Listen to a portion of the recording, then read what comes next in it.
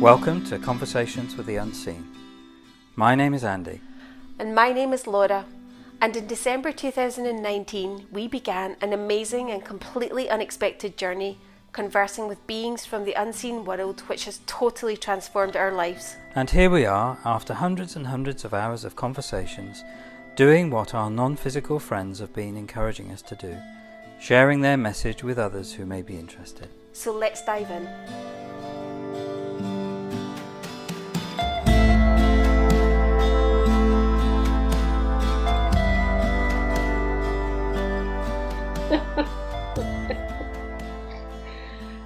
Mexicans, we could spend days just talking and asking questions about what you've just shared with us. There's so much in what you've said, and as I was listening to you, what was occurring to me is when I just believed that I was a human being, I was really trying to be in control of it all.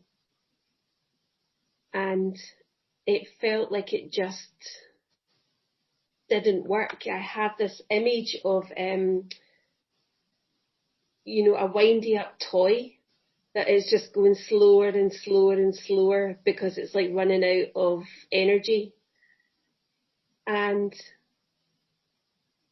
when I began to connect more with who I really am, and part of that was about enjoying and being in the moment, and it feels like that actually what then starts to happen is it starts to like power up like the windy toy and it starts to just be able to function and do what it was almost intended to do when I remember who I really am. And Steph, I don't know if that's like your experience. I mean, bloody hell, we've both like majored in like hard work and suffering and struggle, but then the ego also going, I don't want to, this is no fun. Yeah, I think the energy of giving up, not making myself do things I don't want to do, because it makes this, the windy up toy just, lose its steam. Because it's not like there's not, things that need to be done in life, right? Dishes need to be washed, bills need to be paid, but there's something about, I guess, the Mexican said, trust life, trust who you really are. That allowing feeling good and enjoying what you enjoy and really appreciating, taking the time to appreciate, you're right, like just cranks up that toy so that when you do, of course you choose to do the dishes, right? Because you don't want to, eat fly-infested plates or eat off of fly-infested plates, but it makes those things more plausible without having to be, quote unquote, disciplined about it. It's just a natural expression of creativity that I'm going to do those things that look like menial tasks. Because my crank is wound up. If that makes sense. Yeah. And then the weirdness is that they can become quite enjoyable. Yes.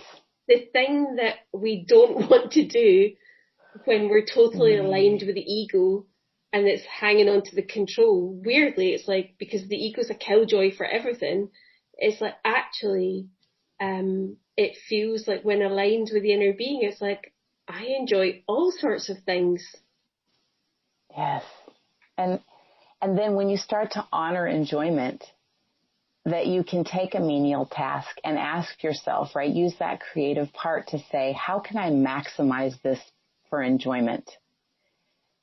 And that's been the fun game now, is like I honor feeling good so well that it's like, okay, how can this be maximized for fun? And well, I think that's my Korean pop. I mean, having earbuds and technology be able to beam BTS songs in my ears 24/7, like that's what I use. And it really makes all the difference, allowing myself to feel good. So I love what you say there, Steph. And it just feels like the perfect time to ask the question from Pam Dibbs, who is another dear friend of yours. And so, Mexicans, here's what Pam would like to ask you. She's got a question for you about humour. She notices that the ego often wants her to take life and events seriously, and yet our ability to see what's amusing or just take life lightly helps me, her, cope and create. I've come to use, this is her speaking, I've come to use whether or not I'm light-minded as an inner being navigational tool. As I now do stand-up comedy, I notice how much humour helps us create, learn, cope and connect to the inner being. What would you say, Mexicans, about our innate ability for levity? It would seem that the answer is in the question. There is a demonstration of feeling good through the power of humour, through laughter. And this is a sign of enjoyment. This is a sign of a lighter energy. And a lighter energy would indicate a higher vibration. And a higher vibration is one of the reasons for choosing to come into form, to raise one's vibration. And when one is serious, when one is worried, when one is at a lower vibration, it does have an impact on many aspects of the human experience. Creativity, for example. There is more creativity when the energy is lighter, when there is a higher vibration. There is a match, a vibrational match to the non-physical, to the inner being. It opens up a channel. It gives access to the human self, to ideas and a different perspective on life. So something that may have been worrying the human self, something that the human self has been struggling with, perhaps, can shift through the power of humour, laughter, and enjoyment. These are all very similar energies. And so to be worried and to be filled with anxiety about something that may be happening is to keep it stuck. Whereas to be aligned with enjoyment, appreciation, laughter, humour, is to shift the energy. It is to get the energy flowing and is to provide a different perspective. Perhaps what was seeming to be concerning does not seem quite so concerning with the addition of some humour or a perspective that does not take life quite so seriously. And that is not to imply disrespect for another who may be going through a challenging time. It is not to say to another to just laugh off whatever may be occurring. It is more of an inner choice, that inner dialogue, that inner relationship that there is between the human self and the inner being. As you look to the inner being, you can see and experience a different perspective. And that different perspective is one of optimism and lightness and freedom from worry and anxiety. And so there is a doorway that humour offers. It is difficult for the human self to feel worried, concerned, at the same time as laughing. These two energies are not energies that generally one can experience simultaneously.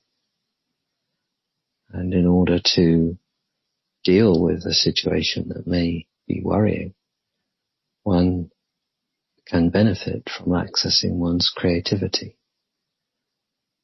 And as we said, this creativity is accessed through a raised vibration and a different perspective, a more optimistic perspective. You know, I'm reminded of when I was 19, I worked in a holiday camp with my friend, and we both stayed in this tiny, tiny room. And we weren't being paid very much, and there was this one day we were just so pissed off and fed up and feeling really sorry for ourselves. We were lying in our beds in the afternoon, and I can't remember whether it was myself or my friend said, let's just wail. Like, let's wail really loud. We were like, poor us. Anyway, within about 2 minutes, we were absolutely pissing ourselves laughing. And it so shifted the energy. And it was just really, we didn't do it with that intention, but I guess there was something in us that wasn't taking it too seriously.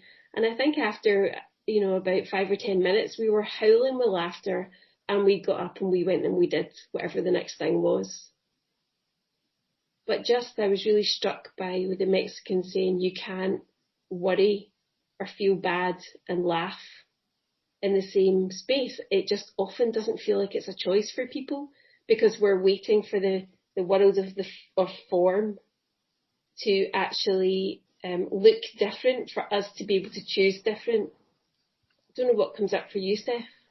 Well, I was thinking about some of the serious subjects where enjoyment and humor and appreciation is unwelcome. You know, if we're talking about violence, war, racism, wealth inequality, those subjects feel like it is dismissive or disrespectful to take in a practice of enjoyment and appreciation when looking at these subjects. Because right now the accepted response, of course, is anger and outrage. And I guess I understand the creativity that can come to you with enjoyment and feeling good. But I admit there is a bit of fear, right? If I'm talking to a friend about racial inequality, it feels really dismissive to talk about how I'm letting myself enjoy and feel good, because it feels like then I'm not concerned or I'm not taking stuff seriously. I don't know. It's funny. I think about the lovely story you just told, and I'm like, how does this relate? But it's like, I guess I was just thinking about really serious subjects and how taking that time to actually get to a point of laughter around them, which I do believe is probably the answer, because there will be creative solutions that occur, but how it's almost just not allowed to allow ourselves those breaks because we think it won't lead to real change or it's not the way. Absolutely. You and I have had conversations where I have said things that I have said to you, I would not feel comfortable going out and sharing that perspective because I'm aware it's such a different perspective than what you would typically hear, like out in the world. And so, yeah, Mexicans really curious to hear your perspective on what we're saying. We acknowledge your words, your perspective, and there is a need for compassion and understanding. And the invitation, we would say, where there is fear and hatred and violence, is to be the presence of love in those situations. Those situations are a call for love, and love is the answer. And when you are aligned with your inner being, you have access to infinite love. You are able to transform situations through being Great Spirit in that situation. And Great Spirit only loves, and that surely is a way to deal with situations where there are many challenges and many fears and much pain. You've heard it said to be the change in the world that you wish to see. And that begins in the energy. It begins by creating in the energy what you wish to experience in the world. And for anyone, whoever they are, who may be listening to this, who may have a situation in their life in human form that is concerning for them, to look to the energy to bring about change, to align with who you really are. And who you really are is love, pure, Great Spirit, beyond form.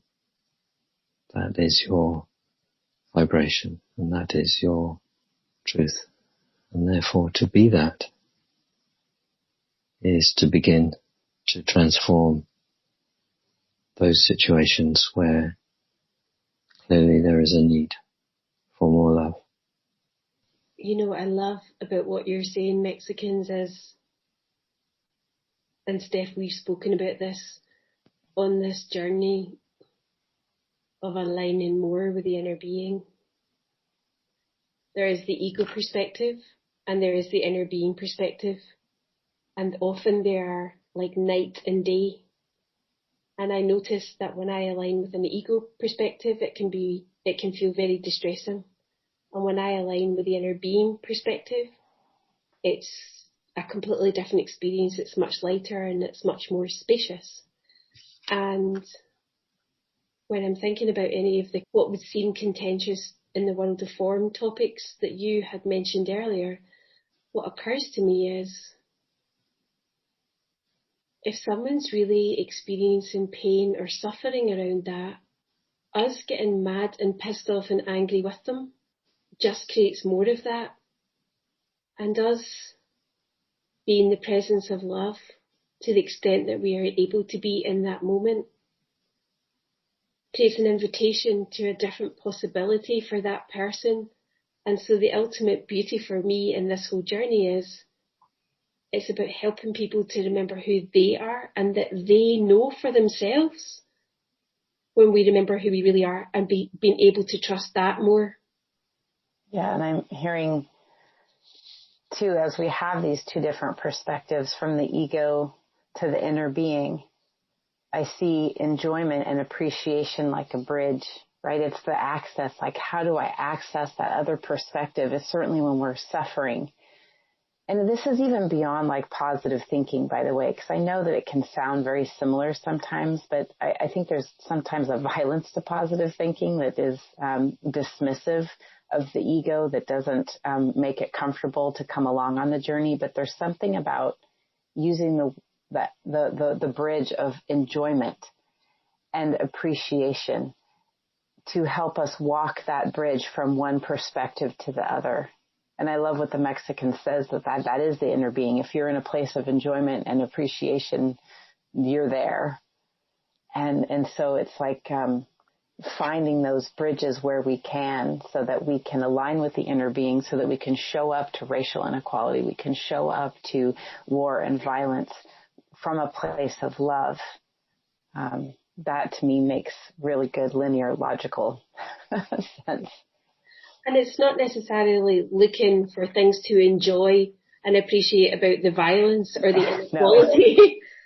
It's just, it could be stroking your cat, looking at the flower, just whatever lights you up and connects with your heart. And that you spoke about that earlier, Steph. It's like it's just like stopping looking in that direction and just starting to look again in a direction of like enjoyment and appreciation. And then what you would notice is you would have a different perspective on the thing that had been worrying or troubling you, without you having to do anything to make it happen. Right. And knowing it's always available. The Mexican said earlier that there's always something to appreciate. And finding those ways where, obviously we're looking to the world of form on what to appreciate. And I find that it gets very, very much closer in. I mean, there have been times where I just wanted to appreciate the fact that I have kidneys that do stuff that I don't have to think about, or lungs that breathe without me having to think about, a pen that works, get to those five senses and really dig in to what there is to appreciate. And we are not suggesting that if someone has a crisis in their world, that the crisis will be made okay by having a pen that works. But what that does to the energy is it begins to provide a little more of a balanced perspective. So when there is an apparent crisis, that is all the ego focuses on very often. It is like the crisis is all that's happening in their world. And of course, that is only a perspective. And to only focus on the crisis is to give it more energy and make it seem bigger. Whereas to have enjoyment and appreciation for other aspects, it is not to negate what the ego calls a crisis, but it is to provide some other perspective, some bit of balance that says not everything is bad, not everything is challenging at the moment, and the best way to deal with this challenging situation is to be as resourceful as possible. And by focusing on whatever there is to appreciate is to help one to feel more resourceful. One of the things I really love about you, Steph, is just how easily enjoyment and appreciation comes to you. And that's not been my experience for me. I have an ego that's much more like a curmudgeon and is much more looking for things to criticize and to judge and to look for what's wrong. And I know that the more I practice enjoyment and appreciation, the more easily it becomes to be able to connect with that. And I guess, so I share that because if anyone's listening thinking, bloody hell, that's not me. I just want to say it didn't come naturally for me. It's something I've had to learn and practice. And by practice, I mean just even beginning to look for like 3 small things. We have like a group in wizard school just now, and we all share like things to appreciate every day. And it's wonderful. It's such a wonderful energy to bathe in, because what I notice for me is it really helps me look for more for what there is to appreciate as the day is unfolding. And it is training the mind. It is training the human mind to align with what there is to appreciate. And it is creating a new habit. I'm now going to put in a very shameless plug for a BTS song. There's a line in their song Permission to Dance that says, "We don't need to worry because when we fall, we know how to land." And this conversation about appreciation, enjoyment, to me, it's how we land, because falling is what we came into this dimension to experience, the contrast. So falling is a part of life. And so when we get into that fearful place, if we have practices like enjoyment and appreciation, that's the how to land part, not the avoid falling part, which is, I think, the ego tends to focus on, which is not enjoyable. Trying to construct a life where you never fall is one of the most exhausting, hustle-based, draining ways to live life. But if you know how to land, right, which is that enjoyment and that appreciation always by your side. I mean, it really resonated me what the Mexican said right at the beginning of this call or podcast, which was, there's always something to appreciate. That will always be available to you. And then that's the landing part, the ultimate bounce, the ultimate resilience. And I revere it that strongly. And in the process of the landing, you become more, you grow, you have a different perspective on your life. And so therefore we would say, when challenges occur, there is treasure on the other side. And with challenges, when you look to the inner being for its guidance, you will find strength and wisdom there. And when you have dealt with the challenge, whatever that may be, you are a wiser person. You have grown. You have greater awareness. And that is the greatest treasure of all. Wow. So 2 things before we bring this conversation to a close. And Steph, you mentioned about BTS, and for anyone who is a BTS fan or knows somebody who is a BTS fan, then Steph is on TikTok, and part of the creativity that really emerged for you around like enjoying and appreciating BTS is actually making these videos. How that came to pass is a conversation for like another like podcast, because there's a whole miracle story there. But if somebody wanted to find you in TikTok, it's like, how would they do that? My username is I have no think with underscores between each word. So I_have_no_think. Perfect. And we'll also put that in the podcast notes. So that'll be on the website. And they're great. I love them. They're really inspiring. Or you can look at the hashtag BTS is good for mental health. That's my hashtag. The other thing I would like to do is thank Pam for her question and the contribution that was to the conversation. The final thing, Mexicans, is what final words would you have for someone listening around enjoyment and appreciation? it can appear to the human self as if some people are happier than others. And it can appear that they are happier because of the circumstances of their life.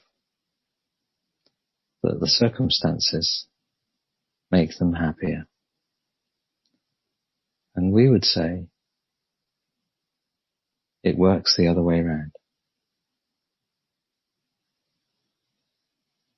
Adopt a happier attitude. Focus on what there is to appreciate. Enjoy what life offers. Focus on the present moment and what there is to appreciate and enjoy in the present moment. And that energy that you are choosing to align with creates the happier life. Mexicans, I am just filled with so much gratitude and so much love and appreciation for you. Just thank you for playing. Thank you for showing up. Thank you for being willing to share your perspective. And actually thank you to Andy, bless him, for being willing to be the voice box for the Mexicans. And Steph, thank you for being part of this. It's been so wonderful. Yeah, thank you very much for just being asked. We flow love to you all. Thank you. Until next time. Until next time. You've been listening to Conversations with the Unseen. If you'd like to know when there's a new conversation available, then remember to subscribe and also to share it with others. If you'd like to have a written transcript of each conversation, then you'll find this on the website conversationswiththeunseen.com. And if you have a question you'd like us to ask on your behalf, or if you would like to join the mailing list, then you can also do that on the website conversationswiththeunseen.com. Until next time.